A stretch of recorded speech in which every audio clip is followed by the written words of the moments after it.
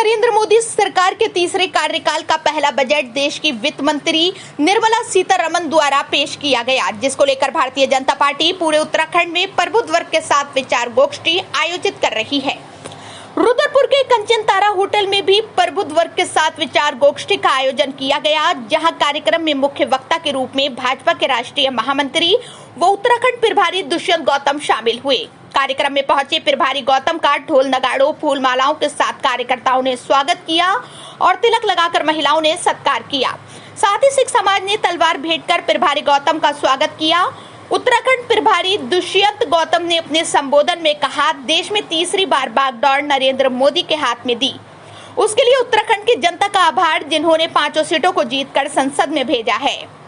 वहीं ये प्रबुद्ध वर्ग के साथ विचार गोष्ठी, जिसमें समाज में अलग अलग क्षेत्रों से जुड़े लोग जो अपने अपने क्षेत्र में विशेष महत्व रखते हैं, उनके साथ संवाद करना, जिसका मुख्य उद्देश्य है कि हमारे देश की सरकार हर वर्ग को साथ लेकर किस प्रकार कार्य कर रही है।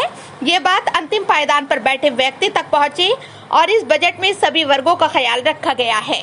उन्होंने कहा, बजट में उत्तराखंड को भी काफी लाभ मिला है, जिसमें आपदा से निपट के लिए राशि का प्रावधान हुआ है। साथ ही प्रदेश में हजारों करोड़ की योजना वर्तमान में गतिमान है।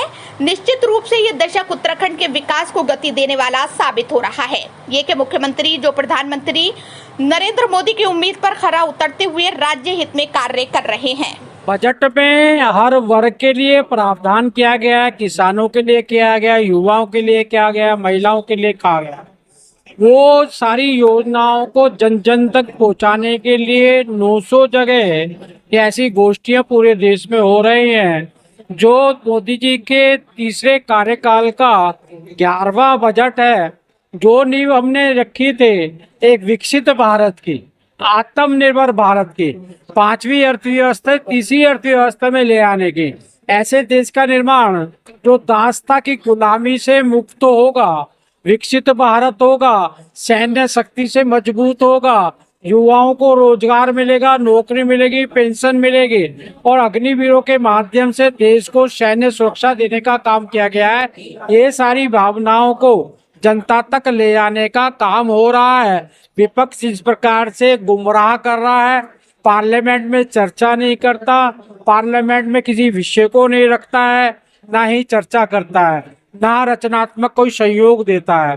तो इसलिए हम जनता के द्वार आए हैं कि हमने क्या करा है, कैसा भारत चाहिए, हम वैसे भारत की ओर हम जा रहे हैं और इन सब से लोगों के पास जा जाकर हम बताएंगे कि आने वाले समय के अंदर बहन बेटी की सुरक्षा, युवाओं को रोजगार, बड़ों को सम्मान, देश को गौरवशाली बनाने के लिए हमारी सरकार काम कर रही है। वो झूठ बोल रहे हैं, इसलिए हमें जनता के बीच में आना पड़ रहा है।